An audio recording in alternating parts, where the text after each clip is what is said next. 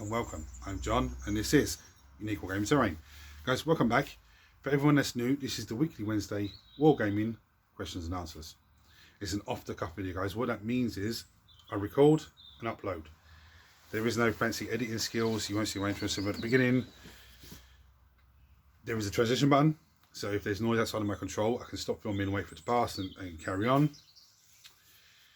These weekly Wednesdays, essentially you guys ask me questions and I answer them. They are primarily model focused, primarily 40k stuff, and it's primarily GW stuff. There is terrain questions from time to time. There is some information about myself and what's going on in the workshop. And there is a weekly vote, which I'll get onto when we come to it. Now, me and Mark had a battle report today, which will go up tomorrow. Very nice, very funny. There's a few funny moments that just... But you'll see that tomorrow when it goes up. But we were talking about the old world and having a battle report for the old world. Because there was a question a couple of weeks ago about are we going to start filming it on, on the channel and stuff like that.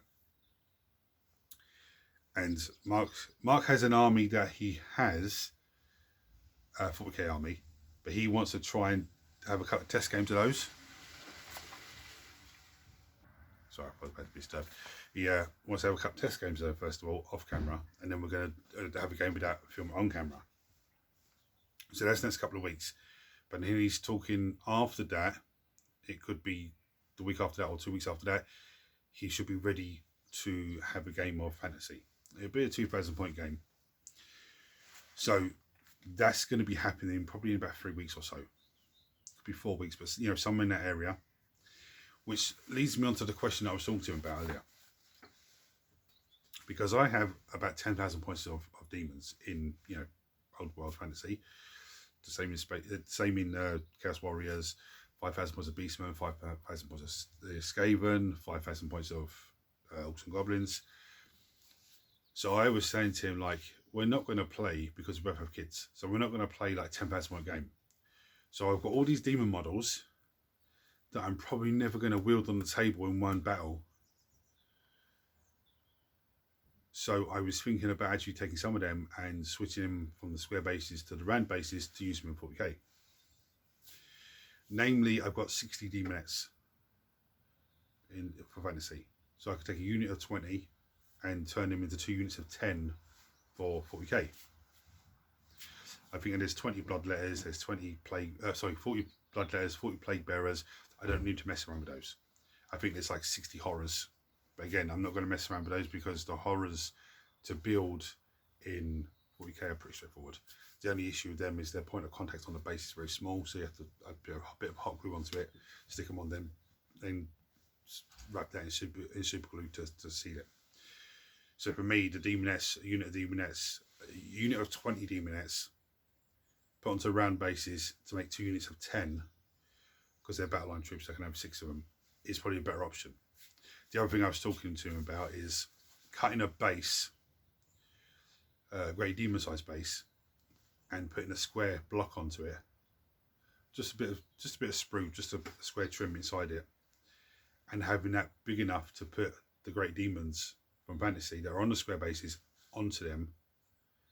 Having 3 of those bases, I've only got the Lord Change, no, sorry, the Great Unclean one and Keeper of Secrets, then go into there. But having a 3rd one, so when I move that unit, I can move the empty base, place it down, then just take the model out and pull it there. Do the same with the other one, move it. That's what I was thinking, because I could then use it for both fantasy and games of 4K. Because otherwise, those models are just going to be sitting in a box.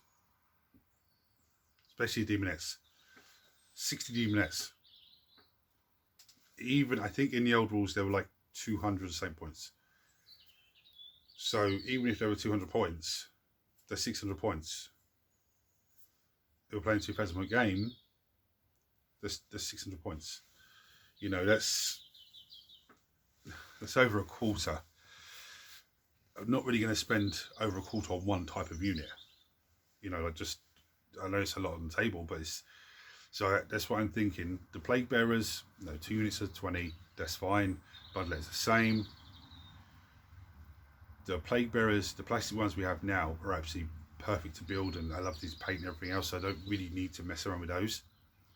The bloodletters, I don't really like the old plastic ones, and I have 20 of the plastic ones and 20 of the lead ones, so they're fine.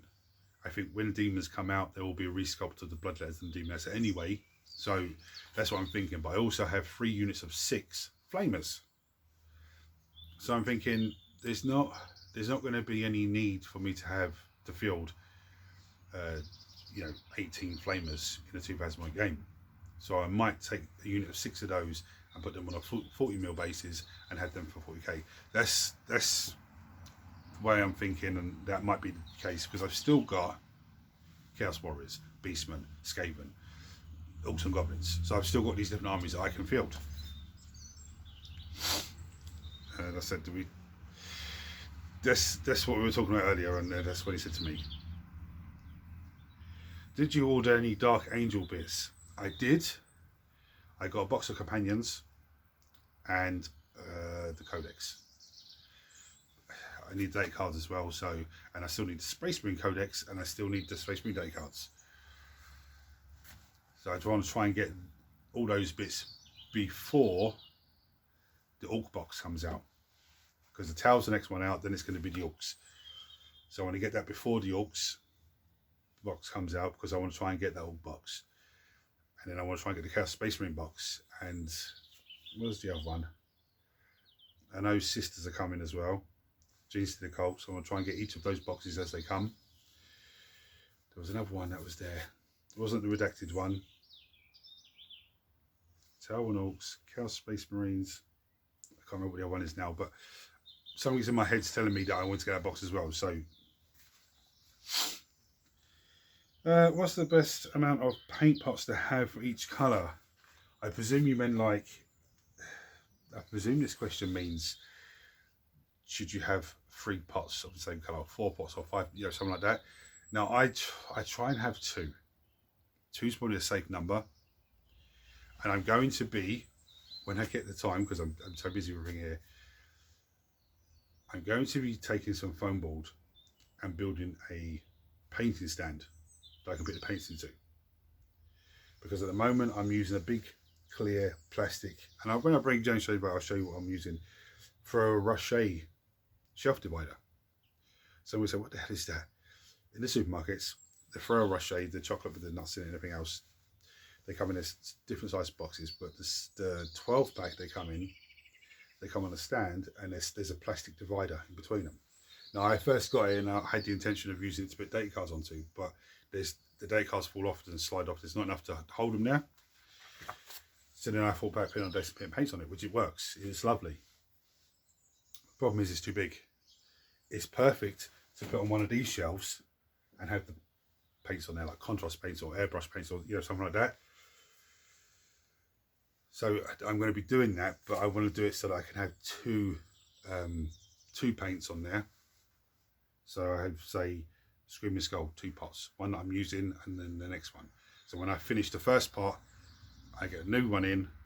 The pot that is at the back will come to the front, the new one goes behind, just to rotate it that way.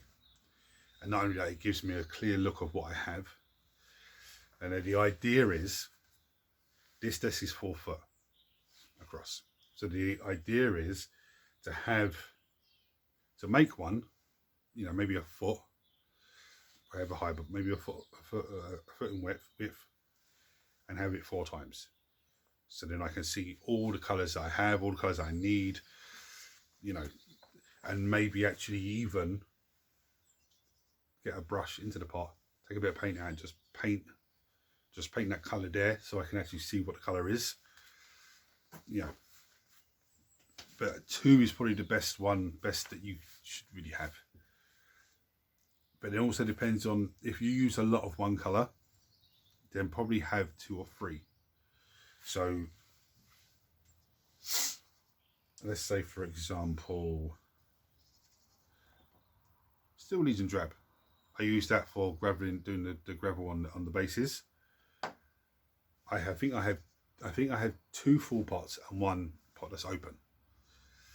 Okay, and please, when you have more than 1 pot, please refrain you can't find the one that's open, please refrain from opening the other one. Because then you have two that's open. Yeah, I do that all the time, so don't, you know, it's annoying when you come across and you have 2 or 3 pots of the same thing open. What gave you the idea to use the orange contrast paint on your Aeldari? I have that contrast paint. It's one of the, when I order some bits and pieces in, it's free shipping over €60 from Air Hobbies, so it could be €58. So let me chuck a paint or two in there. So I grabbed that contrast paint, and I probably had an idea in my head when I got it, but then I did it on, I think it was the Warlock on the Skyrunner first of all. This is the jet bike, and I actually liked the way it looked. And from when I painted that model to when I done the Spirit Seer, which was Monday's painting video, yeah, I've sort of modified the way that I use the paint first of all before I put the contrast paint on, you know, with the Euphron grey, then a bit of, you know, white scars and stuff like that, to give me different shades on it straight away without even having to do much work. And I actually like that orange on it now, especially with the green. It looks fantastic. I think for the constructs and the vehicles and stuff, the Nagrath Knight, and then start to bring other bits of colours into it, is a good way to go. But that's the reason I had that colour, and the reason I started doing that person was I did this Skyrunner. I was unsure about it, and I said, look, let me try and keep it unified and just do that again, and I actually quite like it now. So now I'm going to bring you down and show you the boat now. So for everyone that's new, what is the boat? Well, I'll show you a host of models, and you guys vote on what you want me to paint for next Monday's painting video. Whichever wins the most votes gets painted. You don't say to me I vote for anything, because it won't count, but you can say I vote for any of the Space Marines, or any of the Marvel Crisis Protocol, or any of the Tyranids, or any of the Necrons, or any, and that will count. Okay, but if you vote for something like that, let's say someone votes for all of the Tyranids, 2 people do, and say someone else votes for all of the Space Marines, 2 people do, then what happens is someone else comes in and votes for a Pacific Tyranid model, then that's going to win the vote because it's on 3 votes. Okay, so when I bring you down and show you that, I'm going to show you my little setup with the paints. Now, how you do the vote for them is you just comment on this video telling me what you vote for.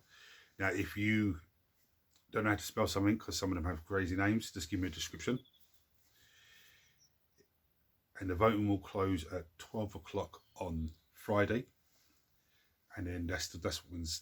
If it's a draw, I do a dice roll and I start the process of filming that video, just prepping it up. And, you know, sometimes they need an undercoat, which most of them don't now because they're all under patrol. But if they do, then I can do all that and start all their prep work. So I'm going to bring you down and show the models now. Right, let me start by showing you this. This is it. Okay. So one will sit there, there'd all the throw rushes in there, and then another one of these would sit on top, and so on and so forth. But it's quite nice and handy for that, because I can see all the colours. There's only one small problem. Is it there or is it over here? If it's not closed properly, it starts to leak out the back, especially in these little bits. One of them did actually leak. I think it was this one that leaked out the back. I think that was one that leaked out the back. So I had to clean that down. So it's one of the pinks anyway. But that's very, very handy. The initial idea was to put the data cards on here, but they wouldn't stay, and I'd put them on there, they wouldn't stay. So I was like, okay, so I've got another idea of a way of holding them so it's easy to access them. Right, so we're going to go on to the voting now. Aeldari won last week, so there's going to be no Aeldari in the voting this week. But we have a Biovor. We have a Chaos Space Marine with the Mark of Nurgle. We have the Space Marine Tyrannic Veteran from 10th edition Leviathan. We have the Saboteur, which I didn't see the sculpts. We have Lilith from Drukhari. We have Black Widow from Marvel Crisis Protocol. We have Doctor Octopus from Marvel Crisis Protocol. I actually love that model. It's actually a fantastic sculpt. We have the Genocida Magus, Genocida Cult Army. We have the Sisters Palatine We have the the Plasmancer, sorry, for Necron Army. We have the Necron Overlord with the Translocation Shroud. We have the Green Goblin from Marvel Crisis Protocol. We have 8-bound. We have a Scorpic Destroyer Lord. We have Sabretooth from Marvel Crisis Protocol. We have the Space Marine Biologist from 10th Edition Leviathan. We have the Changeling. That's this dude here. Now, before anyone goes, you never built him. We never saw him built. Mark had him floating around. So he said to me, yeah, I had this floating around. You know, you can have it. And I was like, oh, grand. So that's him. We had the Shield Captain with his two other custodial guys. And we have the Hive Tyrant. Right, so I think it's like an 85%. Everything was taken off and just all the other stuff put on. I actually had the Farseer on there before I started what you don't see. And I was like, no, hold on a minute. Eldari won last week. He can't be on there. But there's also 2 other voting choices you have. One is the wild card. The wild card is you find out if it wins. And the second voting choice is Creator's Choice, which I'm not. I don't. It's on there. It's an option, but I prefer it when you guys vote, because Creator's Choice is I pick a model and just that's one I paint. But I do prefer when you guys put it. So if you take comments below as normal.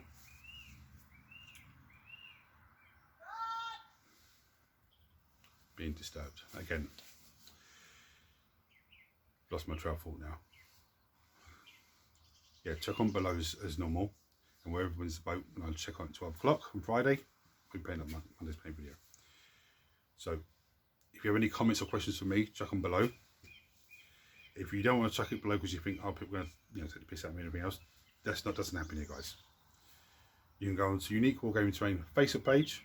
There is a messenger button. You can click on that and message me directly. Everyone smash. If you're not subscribed to the channel, subscribe to the channel because it costs you absolutely nothing.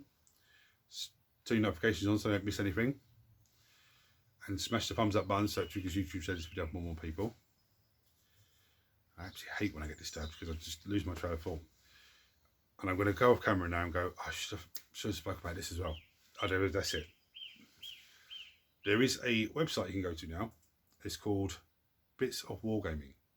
Okay, I first discovered it on TikTok, and it basically buys bits and pieces in off eBay and stuff like that.